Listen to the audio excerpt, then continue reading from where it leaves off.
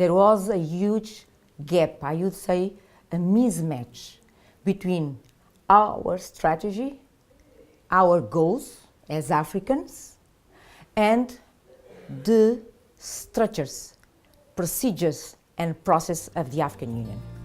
Within the coming decades, the African Union wants to become a global player when it comes to trade and production.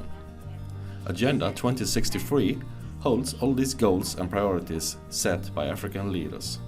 African policymakers, essentially heads of states, just realized, just after the approval of the Agenda 2063, that we had an organization that was not fit for the purpose. With such an ambitious goal, the only response to cancel this mismatch was by reforming the African Union, because the ambition cannot be cancelled, correct? If you have to choose, you have to reform the organization to fit for purpose. Taking account that our ambition now has been set up really high, now you have to take the organization and just lift the organization to that level.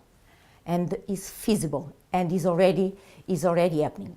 Just take the example of the continental free trade area, correct? Almost 55 countries signed in less than a couple of years. The open sky, the movement of people, the 0.2% levy. All these decisions were taken by 55 different countries. So it's possible to build common ground. But there is still one issue in need of a joint effort. A big part of the budget comes from donors, not from the member states themselves. If you do not finance your organization, you do not own your organization. Let's put things in a very clear way. If you have 97% of your program's budget financed by donors, you do not own your program budget. It means that you do not own the setting up of priorities. So you do not own your destiny. So the financial sustainability is much more than a financial challenge.